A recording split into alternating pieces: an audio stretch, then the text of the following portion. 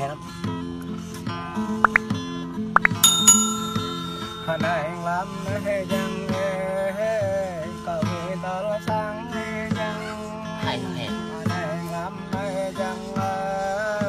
có bằng tờ là green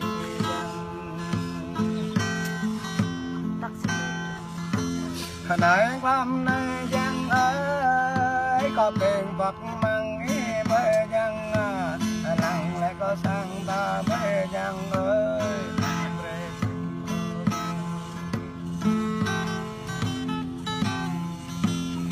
Amre pai ko lang bahe jang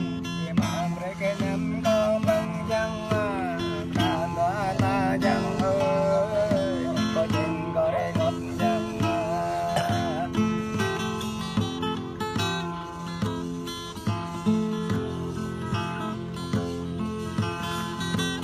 Thấy không? ơi ơi jang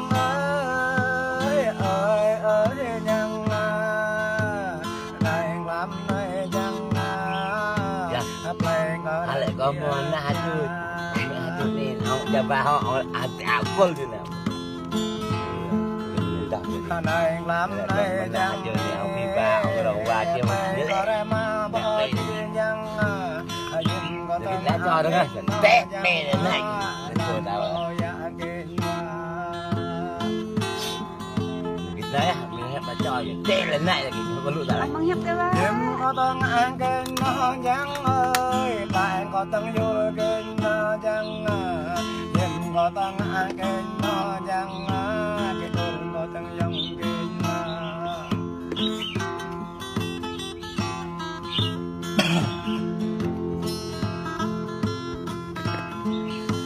hỏi ơi trắng ơi ơi trắng không tao sang trắng có ăn tao nói là trắng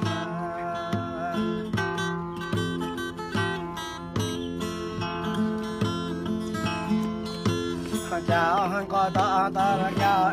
trắng hiền có mình đây kênh trắng mình lại cái răng ấy nó trắng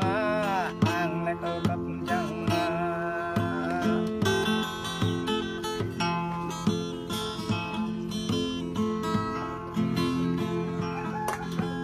đó này nó trắng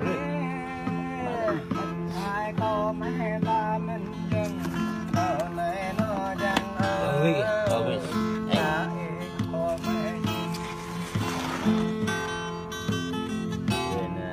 bớt nè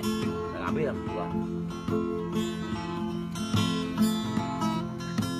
có này là chẳng nên là vô biết nó chẳng mình có này nó chẳng nên là nói gì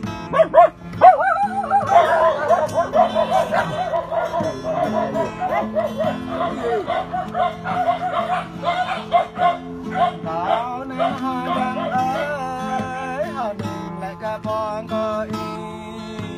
có đừng nè thì là cái này thua tại sai có bên không